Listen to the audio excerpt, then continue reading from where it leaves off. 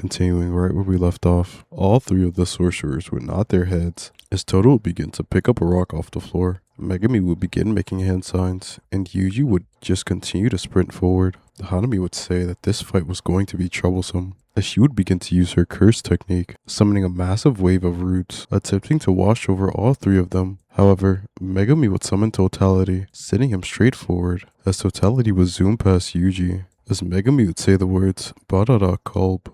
As Totality would begin to shine, having electricity fly off of his fur, Totality would shoot forward straight through the wave of roots that were heading towards him, creating a large hole in the center. As Hanami would laugh out, asking them, was that really all they thought it would take? As she would simply begin to summon more roots. However, Toto would then throw the rock through the hole that Megami had created, as Yuji was already preparing himself for an attack. As the rock would reach near Hanami, Toto would clap, making it and Yuji switch places, as Yuji would fly towards Hanami with both of his legs extended out, crashing 2 feet firmly into her face, sending her flying. As she would fly backwards, crashing into some trees, she would pick herself back up, noting that attack was extremely hard. Even though she was more the durable type, it hurt like hell. Hanami would scream out to Judar, telling him to stop being so useless and get up already. As Judar would simply begin laughing, floating upwards. As Yuji would turn his head, turning all of his attention straight to Judar. As Judar would tell Yuji that they weren't done with their battle. As Hanami would begin to summon another wave of roots, sending them towards Megami and Toto. As Judar would rush at Yuji,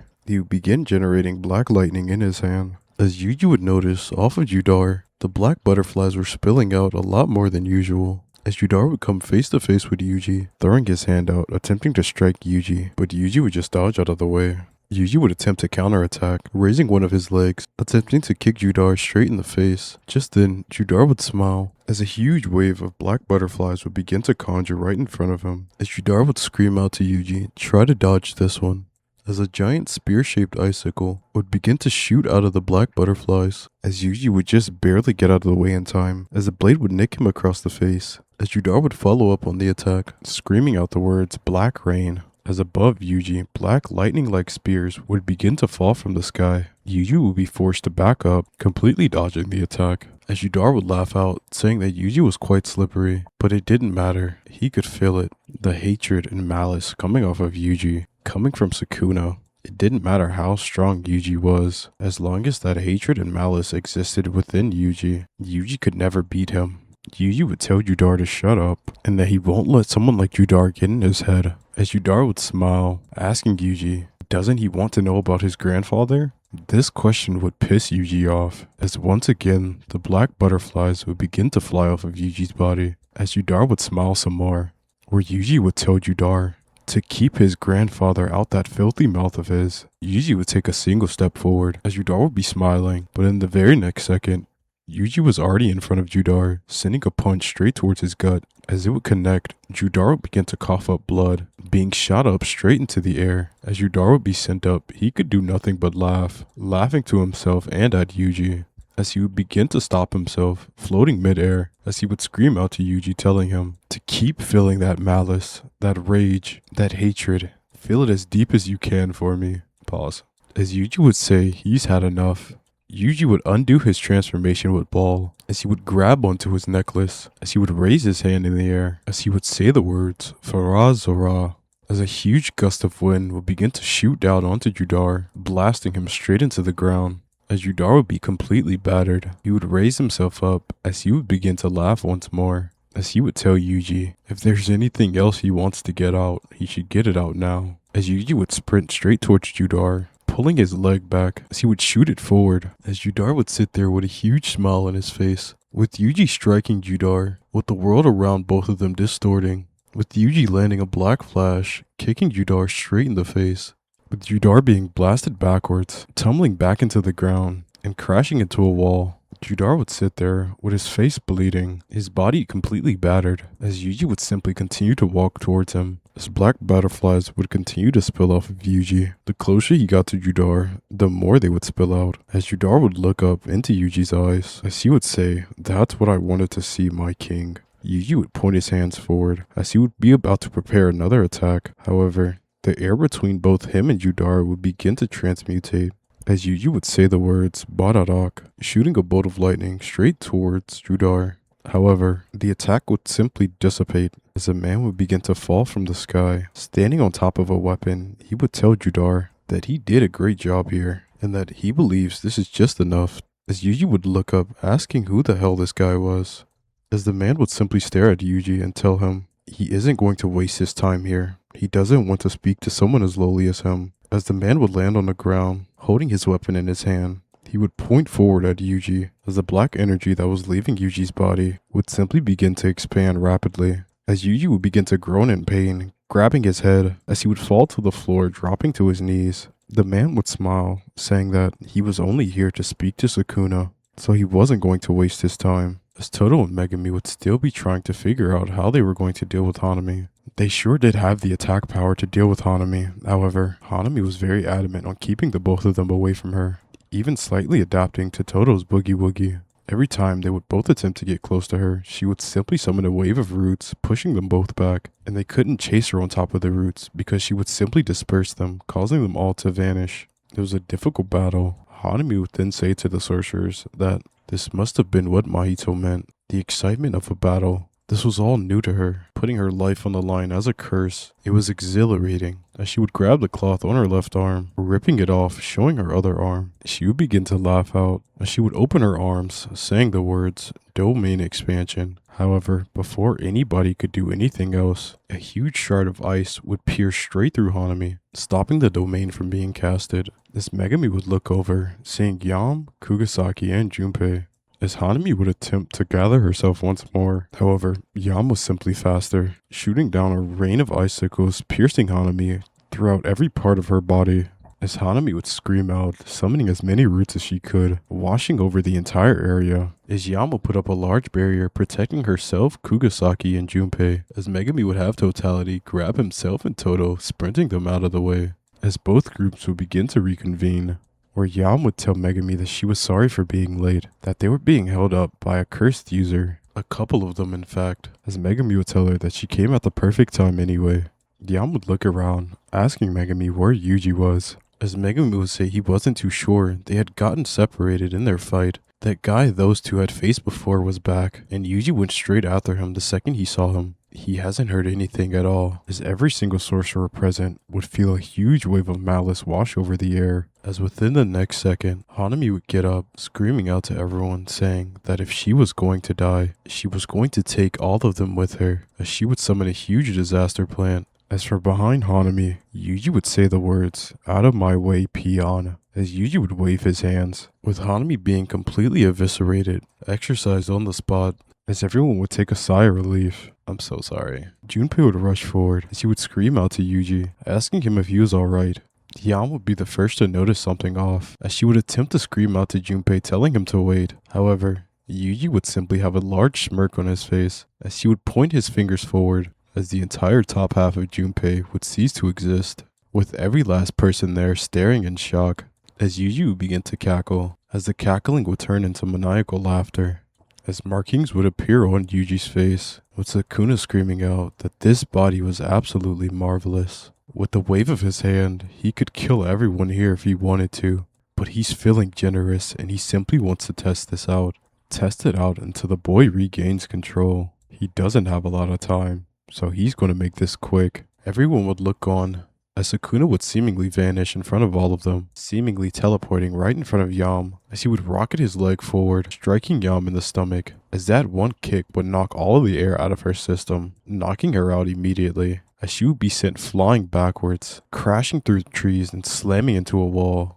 As Sukuna would simply smile once more. He would say, now that the annoying one's out the way, the rest of them are next. He would seemingly disappear once more, as Megami would attempt to make hand signs, but Sukuna was already in front of him, grabbing his hands, slamming them down, telling him that he wants none of that. But Megami is interesting, so just in case this body doesn't work out, as Nobara would throw her nails through the air, slamming onto them, shooting them straight towards Sukuna, with Sukuna dodging out of the way, bringing Megami around, and having a nail slam right into his back, as he would look at Kugasaki, saying that she had such a boring technique. Toto would clap his hands, switching places with Megami, throwing a kick, as Sukuna would catch it, as he would begin to speak up, telling them all that Yuji has no idea, or can't even fathom the amount of power he has inside of himself. but he will show everyone here. As the black butterflies would begin to pour out of Sukuna, as he would begin laughing, as everyone nearby would begin to get blown away, Megami would think to himself as he was still being held by Sukuna, saying that this wasn't even a cursed technique. It wasn't even cursed application. This was simply cursed energy by itself. The amount of cursed energy alone is to push everyone back. What kind of monster is this guy? As Sukuna would continue to laugh maniacally, as Sukuna would stop exerting the cursed energy, throwing Megami to the side. He would raise his hand in the air as he would call out to Ball, saying the words Bararak Saika, as a humongous cloud would appear over Sukuna. As dark lightning would begin to swarm around, Sukuna would begin to smile, as the smile would begin to get larger and larger, as he would tell everyone to thank their beloved friend Yuji. He is the reason things turned out the way they did today. As Sukuna would be about to throw his hand down, however, the barrier that was placed upon them would then begin to collapse, as Gojo Satoru would be seen from above, standing there. As he would look at the madness, seeing what happened to Yuji, seeing all of his students, as he would say to himself, "What mess have you gotten yourself into, Yuji?" As he would teleport himself down, stepping right in front of Sukuna, he would stare him dead in the eye and say that he wasn't Yuji, so how does he want to deal with this?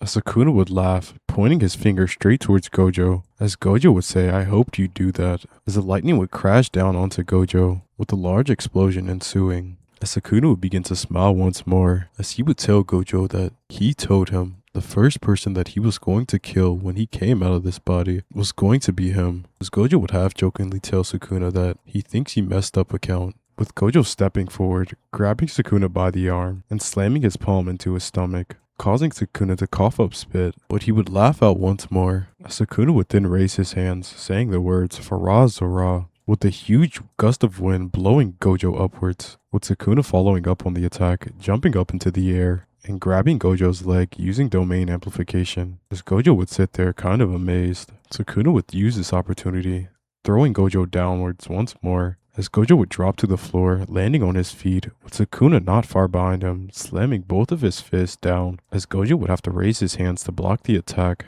As Gojo would simply speak up, asking Yuji, what is he doing? Is this how he wants things to go? He thought he was going to save the world, with Sukuna laughing, telling Gojo to can it, as he would drop down, spinning, throwing a kick at Gojo straight to his torso, as Gojo would catch the kick, sending a right of his own, going straight for Sukuna's stomach, landing the attack, and following up with a combo, landing 5 jabs, spinning around and slamming his elbow into Sukuna's face, as he would point his finger out, saying red, blasting Sukuna in the chest, and blowing him backwards into a wall. This is when Gojo would feel a cursed presence behind him. Gojo would turn around for a quick second, as a man from before would appear in front of Gojo. As Gojo would ask him, and who was he supposed to be? He would stare at Gojo and tell him that he does not deserve to know his name. But the will of all Thamen will come true, as Gojo would raise an eyebrow, as the man would tell Gojo that his death will be satisfying. Once the creature known as Satoru Gojo is gone, no one will be able to stop them. As Gojo would ask if that was so, almost appearing right in front of the man, as the wall before both of them would seemingly warp itself as Gojo would throw an attack. However, his hand would crash into air, as the man would tell Gojo that it wasn't yet their time to battle, but soon it will be. Everything has already been set in motion, and not even you, Gojo Satoru, could stop it. Such a shame to be born with all that power, only for it to mean nothing. We will see you at the end of the world, Gojo Satoru. As the man would seemingly vanish, as Sukuna would attempt to rush himself back at Gojo. However, Sukuna's legs would simply give out, as he would fall to the floor, as he would sit on the floor laughing, saying that he couldn't believe the brat already took control back over. He wanted to have a little more fun, but it doesn't matter. Soon and very soon, this body shall be his. As he would begin to laugh, until the laugh would eventually die out, as Gojo would walk over, with his hand ready, as he would call out to Yuji. Yuji would get up, as he would only get up to his knees, as tears would begin to fall down his face. He couldn't believe it. He killed Junpei, and then he hurt everyone else, as black butterflies would begin to flow off of Yuji, with Gojo saying that this wasn't good. This Gojo would call out to Yuji, telling him that everything was going to be alright, and that he didn't need to worry, as Yuji would cry out, asking Gojo how could he think that. He thought he had perfect control, But all it took was the mentioning of his grandfather. All it took was a couple of black butterflies, and Yuji's mind was completely gone. Whatever that man did to him, whatever Judar did to him, it didn't even matter. Yuji wanted to kill Judar, and that was all Yuji saw. A blinding, seething rage, only set out to destroy. He was no different than Sukuna. As Gojo would look down at Yuji, telling him that he was nothing like Sukuna. Not even in the slightest. They took advantage of your weakness, lured you out, and struck you when you were at your lowest. Gojo would tell Yuji that he understands what that's like. Having someone die because you failed to protect them, it sure is the worst feeling. However, you have to keep yourself pushing for the ones who died and the ones you want to protect even harder. He would tell Yuji that the higher-ups would probably say something about this, so it would probably be best if Yuji were to simply stay low, and Gojo would figure out something in the meantime.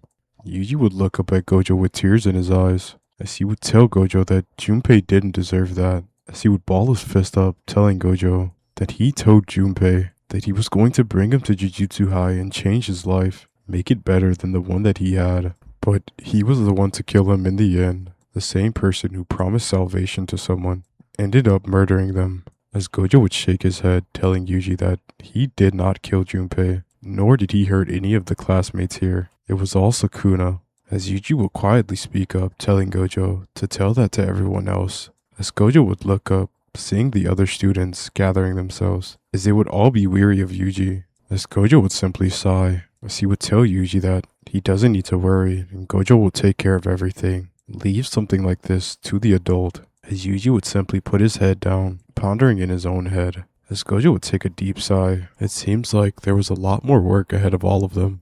Things from here only got worse. Since Sukuna had killed someone inside of Yuji's body, Yuji's execution order was now resumed, seeing that he took the life of a Jujutsu sorcerer. As Gojo would tell Yuji that he didn't need to worry. Gojo has a place where Yuji could stay, for now at least, where no one will bother him. He could stay there and lay low, until told otherwise, but he doubts Yuji will want to do that anyway. On the other hand, it was learned that someone had broken into the Jujutsu High School inventory and stolen the rest of Sukuna's fingers that were inside, as well as other special grade cursed objects. This was a complete defeat for the sorcerers. They had even lost one of their own.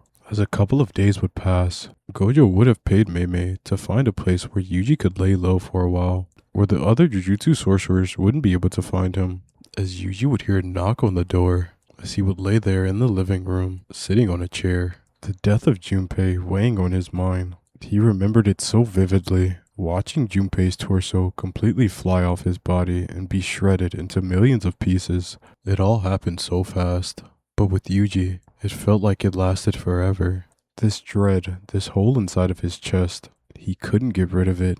It was his fault. If he had never eaten Sukuna, if he had never followed the finger. As Yuji would then hear the door open, as he would simply look over, as he would see Yam, Megami, and Nobara, with Gojo behind them, with Yuji shooting up from his chair, as he would begin to back away from all of them. Yam had noticed, but it was like it was before. Yuji's body was leaking black butterflies, as Yam would be the first to speak out, asking Yuji, when was he going to come back with them? As Yuji would look down to the ground, telling Yam that she knew and everyone there knew that he couldn't go back. Not after what he did, not after he murdered, as Megami would speak over Yuji, telling him that that wasn't his fault. As Yuji would speak up again, attempting to speak over Megami, but Megami would cut him over again, telling him that none of it was his fault. Those guys did something weird to your body, and then Sukuna did everything else. You can't blame yourself for that. As Yuji would tell them that they all say that, but when Yuji looked up, he saw nothing but fear in their eyes. They don't have to worry about him anymore. He's simply going to let things go back to how they once were. The world was probably better off without him trying to save everyone. Because at the end of the day, he's still Sukuna's vessel. It doesn't matter if he was put on this world to save people. Sukuna will simply kill them all. That is his curse. It's what he gets for trying to be the hero. As Megami would speak up once more, asking Yuji if his grandfather was here listening to this, would he approve of it? As Yuji would have a melancholy look on his face. Megami would then ask Yuji to think back on what his grandfather said. Remember what he told Megami himself, his grandfather's last words to him. Make as many friends as you can, and live a life free of burden and regret. He would tell Yuji that he couldn't sit here regretting everything that he had done so far. It's not fair to himself. None of us could have possibly knew what was going to happen, and nobody here thinks it's your fault. The only person here who thinks that is you. As Yuji would look up, saying, "But he did kill Junpei. He brought Junpei along. He made him join the Jujutsu sorcerer life, and for that, he lost his life." As Yam would speak up, telling Yuji that if Yuji wants to blame himself for that, he can blame her as well. They both asked him to come to Jujutsu High, so if Yuji is going to take the blame for that for himself, then she was going to do it as well. As Yuji would look up, staring at all three of them, as Kugasaki would speak up, telling Yuji that this was nothing like him at all. The Yuji that she knows would never sit here on his ass doing nothing, especially when he knew he could save people. She won't deny that it's really sad that Junpei died. However, the only thing Yuji could do from here was continue moving forward, continue getting stronger so that nothing like that will ever happen again. That's what they all promised to each other. As Yuji would stare on in disbelief, asking them all how they don't see him as a monster. As Yam would speak up, saying that there was no way she could see someone like Yuji as a monster. It just doesn't fit him. As Yuji would begin to shed tears once more, as all three of the freshmen would walk forward, all of them hugging Yuji, as Gojo would stare on and smile. As Yuji would shake his head, telling everyone that he was sorry. He was sorry for running away like that. He was sorry for not being as strong as he should have been, and he'll never make that mistake again. He won't let anyone stop him from his goals anymore. As Megumi would tell Yuji that he'd better not, as all three of the freshmen would spend the rest of their day together, until eventually they would have to take their leave, with Gojo escorting them out. However, Gojo would come back as he would tell Yuji that he has a couple things to tell him. Gojo would have a serious look on his face as he would tell Yuji that they found the location of another one of Sukuna's fingers.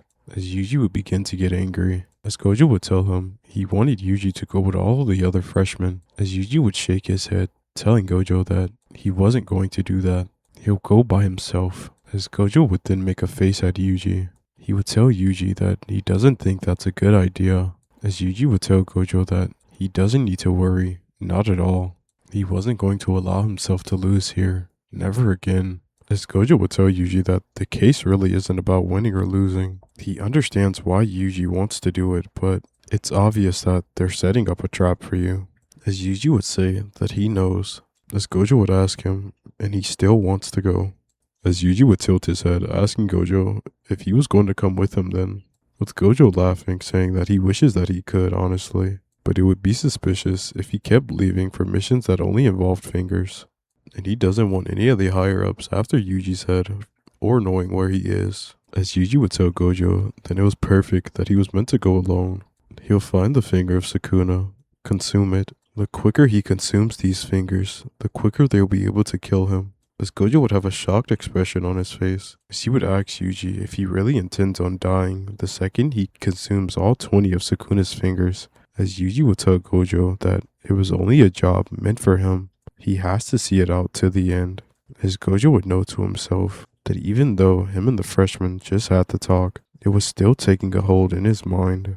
As Gojo would let out a sigh, as he would begin to tell Yuji where the next finger was, as he would tell Yuji not to do anything stupid, and not to take on more than he can chew, as Yuji would simply give a thumbs up to Gojo, telling him that he wasn't going to fail here. As Yuji would find himself in a forest nearby a bridge, walking through the forest following curse residuals, as he would find himself underneath a bridge, taking another step forward, the entire area around him would begin to change, as he would find himself inside of an innate domain. As just there, Mahito would be there standing, as he would begin to clap his hands, telling Yuji that he was glad he finally made it. He knew that he would come alone, and honestly, it was better that way. As Yuji would speak up, saying that if it was only Mahito here, this would be a lot more simple than he thought. As Mahito would laugh, saying that of course he's not the only one here. As another curse would step out, having markings on his face, a black orb would then begin to appear right before the man's face. As Mahito would speak out, telling Yuji that he hopes the two have fun. This is simply only a test. If Yuji wins, he gets a finger. And if the other guy wins, well, he thinks Yuji knows what will happen. as Mahito would make a Junpei puppet with his hands, showing his top half being blown off, as that would make Yuji's eye twitch, or Yuji would simply say, "Enough talking," as he would grab the blade on his waist, pointing it to the sky as he would say the words, "Jenny Quip," as lightning would strike down onto him, with the transformation ensuing. However, the black orb that was in front of the man, he would begin to clap onto it as he would say the words, "Piercing blood." The blood would zoom straight towards Yuji as Yuji would barely have the time to react, narrowly dodging out of the way, as the man would scream out flowing red scale, sprinting straight towards Yuji, as the black butterflies could be seen, flowing off of him. Yuji would kiss his teeth, saying that he couldn't believe there was another one, as he would rush forward, attempting to land an attack, cocking his right arm back, and slashing horizontally. However, the man would duck underneath it, bending his back backwards, as he would shoot his leg up, connecting it with Yuji's chin, sending him up, telling Yuji that he'll get revenge for his brothers, as Yuji would have a confused look on his face, where the man would scream out, "My brothers, Eso and Kechizu. Yuji was going to pay dearly. Their bigger brother Choso will avenge them." As Yuji would scream out to the man saying that he doesn't even know who those guys are. However, that comment would inadvertently piss Choso off even more, as he would activate flowing red scale stack, jumping into the air, using blood to blast himself up, as he would activate convergence, grabbing one of the blood orbs, turning it into a knife, as he would attempt to slash at Yuji, but Yuji would use his blade parrying the attack, spinning off of Choso, and landing on the ground, as he would create some distance between himself and Choso, realizing that this guy was as fast as he was when he was in his ball transformation.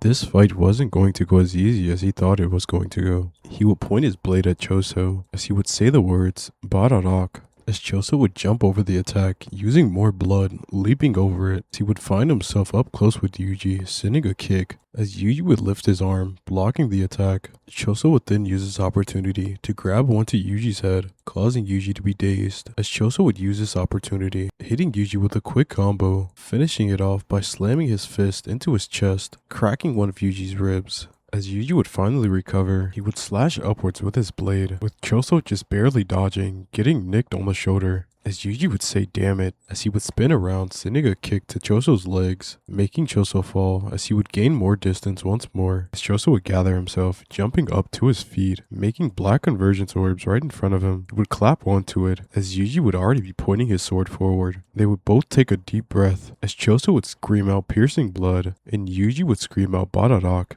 as both attacks would fly towards each other. However, to both of their surprise, each attack would seemingly phase through one another, as Yuji would dodge out of the way of piercing blood. However, Choso was not as lucky, as electricity would ride its way through Choso's blood, going straight to his hands, shocking him, causing a minor explosion to happen. Choso would sit there with minor damage, telling Yuji that he can't lose like this. He won't lose like this. He'll get his revenge, as Choso would begin to create hundreds of black orbs all around himself and Yuji. As Yuji would begin to look up in shock, he wasn't aware he could do that, as Choso would place his hand in the air, as his open palm would close, causing every convergence orb to make its way straight towards Yuji. As Yuji would undo his transformation quickly, lifting both of his hands into the air, as he would say the words "Farazara," as a huge gust of wind would blast upwards, causing each of the blood orbs to fly off into a random direction, even some of them hitting Choso himself, as they would explode on impact, with Yuji following up, using that same wind on himself, lunging himself straight towards Choso, as he would blast himself straight in, landing a strong right hook,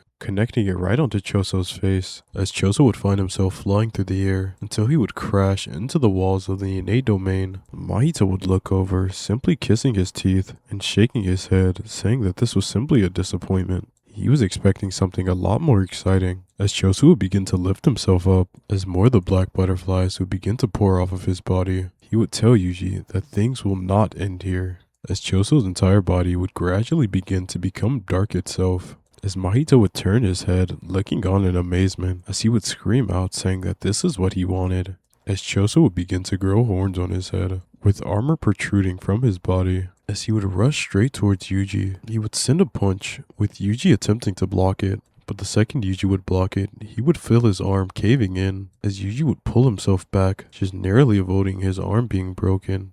But that attack hurt like hell. He would quickly draw his sword, calling upon Ball, equipping the Jin as he would rush forward towards Choso, swinging vertically. As Yuji would slash, Choso would be cut cleanly in half, only for Yuji to look on confused. The cut felt incomplete. It didn't feel real. As just then, what was once Choso would turn black, transforming into Choso's blood, as an explosion would happen, causing Yuji to be hit directly with two supernovas, causing him to wince in pain, as Choso would be behind him, sending a knife going straight through Yuji's back. Yuji would scream out in pain, turning around quickly, as Choso was already sending an attack, throwing a right, connecting it with Yuji's face, as Yuji would attempt to hurry and counterattack, but Choso was already 2 steps ahead, parrying and countering every last one of Yuji's attacks, striking Yuji over and over, ending his combo with a backhand, sending Yuji tumbling backwards, as Choso would make a row of convergence orbs, clapping his hand together, combining every last one of them, as he would say the words piercing blood, as the blood would shoot out extremely compressed, being way faster than Yuji was able to register, as it would pierce him straight through the shoulder, sending him backwards as well, flinging him into the wall, as the piercing blood would continue to dig its way into Yuji's skin, as Choso would stop, as Yuji would fall to the ground with a huge gash in his shoulder. Choso would walk towards Yuji, as he would say that this was revenge for his brothers, as Yuji would be blacking out, but then Choso would simply stop moving, freezing in place completely, as Choso would begin to grab onto his head, screaming out in agony, as he would turn back around looking at Yuji, shaking his head, saying that it couldn't be true. If that was the case, then Choso would fall to his knees, grabbing onto his head, as Mahito would look over, saying that he guesses it was a failure, as he would smile, saying on to the next one then, taking his leave. As Choso would continue to writhe in agony, as black butterflies would continue to spill off his body, even more than there were before, he would scream out saying that it couldn't be true, as Yuji would find himself snapping awake as he would look over seeing Choso writhing in agony. He had no idea what was going on, that maybe this was his chance. He was going to finish off Choso here and now. He would find the strength to get himself up, reaching over for his sword, walking over slowly to Choso, holding on to his side, as Choso would begin screaming once more, as he would begin to profusely apologize to Yuji, as Yuji would be completely confused. He would say that he was terribly sorry. He didn't know, as Yuji would ask Choso what he was talking about, as Choso would tell Yuji that he was his little brother, or one of his little brothers, and they tried to make him kill Yuji. He couldn't believe it, as he would begin to scream out once more, with the black butterflies pouring off of his body. Yuji had no idea what was going on at the moment, or why this guy was calling him his younger brother. Not even 5 seconds ago, this guy was trying to kill him, as many thoughts would begin to ponder throughout Yuji's mind. What's with this guy? What's his deal? As Choso would begin bowing down to Yuji, telling him that he will atone for the rest of his life, and if Yuji wanted to take his life, he could. It was his punishment for trying to kill his younger sibling. As Yuji would hesitate for a second, he knows what he came here to do. But this guy is just throwing away his life like that. Yuji would then put his sword away, putting it back in its sheath. As an image of his grandfather would flash in his head, Yuji would let off a long sigh. As he would put his hand out, he would look Choso in the eye and tell him that he'd better not make him regret this. As white butterflies would begin to flow around Yuji and Choso, with Yuji looking on in just complete amazement. The black butterflies were flowing around him not even 2 seconds ago, and now the white ones were. He had no clue what was going on, but it was like the world itself again was telling him what to do. As Choso would apologize profusely once more, Yuji would simply tell Choso that it was fine and that he didn't need to worry. However, he had a couple of questions to ask him, as Choso would tell Yuji that he would tell him anything he wanted to know that he knew of, with Yuji saying good. And I think I'm gonna end it here. I'll work on the anti-magic Yuji not too long after this. Just give me a little bit, but it'll probably be uploaded later today as well. Yeah, thank you for listening. Thank you for being amazing. I love you guys. Thank you for the support. Thank you for everything. And yes, peace.